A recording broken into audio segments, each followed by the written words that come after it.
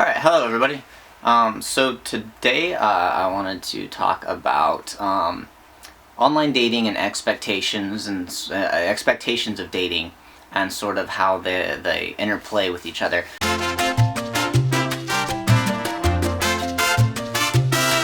I've been seeing a lot of stuff about how shallow people are, guys in particular, at this online dating thing. And how they only go for like attractive girls or whatever, right? Sexy girls, whatever the case may be. And that's taken a lot of times as a sign of the shallow state that we are in today. I'm not here to justify or get guys off the hook, because in a lot of ways we are very shallow, and I'm no different than probably most of the other guys out there in that sense. But I would say as much of the problem, or a lot of the problem, also exists in the format of that this is happening, in the format of the dating world and how these things are done now.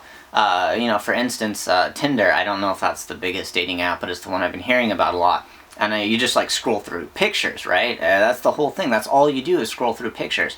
So in that sense, all you have to go off of is looks. All you have to go off of is the picture.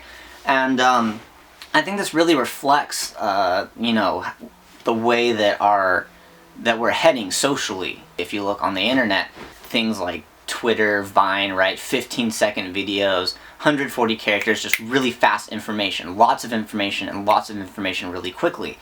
And there's good things about this. I'm not here to, diss all of this. There's benefits to that, but there's also, there's drawbacks.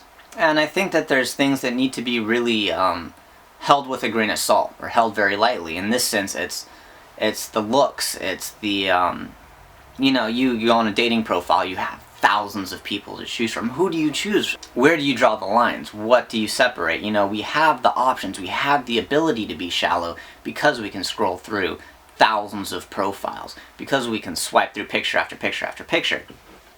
And so that I think in a sense sort of conditions or designs us to be shallow, because we can get away with it. Or we can hold out hope, right, that there's always a more attractive person on the next slide, or whatever the case may be. I think that segues into expectations. I think the problem is when you ask for a list of what people look for or what people want in someone else, there's only so much that we have to think of.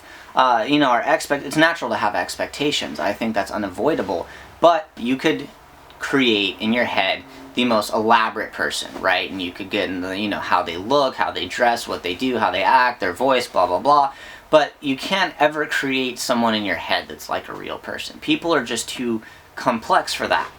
And so if someone were to ask me, like, what is it that you would want in a partner?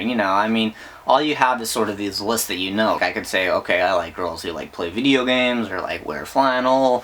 I like girls who, are clever and smart and can throw like cool insults. But the problem is the people you meet in the real world, right? They're real people, and they are infinitely more complex than these people in your head. And so these expectations you really have to hold worth a grain of salt.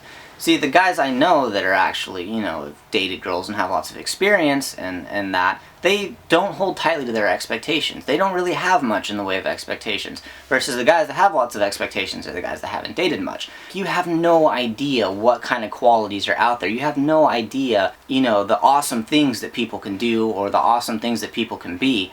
And you can't know that, right? There's no way that you could compile a list of all the possible qualities that any one person could be. The solution here is to be able to hold loosely onto those expectations and to really get to meet people, because those lists of qualities, those lists of traits, the surface information that we get is really incomplete. So yeah, hopefully this is good for you guys.